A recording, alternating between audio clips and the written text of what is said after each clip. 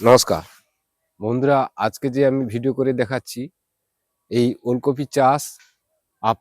আমি আপনাদের মাটি থেকে চারা রোপণ করে দেখিয়ে গেছি মাটিতে কিভাবে কম্পোস্ট সার দিতে হবে এবং মাদাতে কীরকম কম্পোস্ট সার দিতে হবে। তো এর দ্বিতীয় অধ্যায় আমি দেখিয়ে গেছি।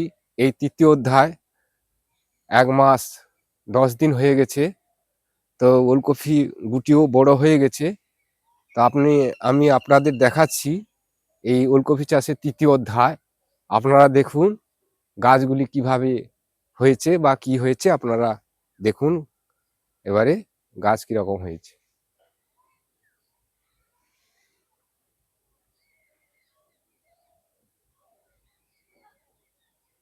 এই বলে সবাইকে ধন্যবাদ জানিয়ে আমি এখনকার মতো শেষ করছি। এর পরের অধ্যায় আমি ওলকপি বড় হলে আপনাদের দেখাবো। এই বলে সবাইকে ধন্যবাদ জানিয়ে আমি শেষ করছি। নমস্কার।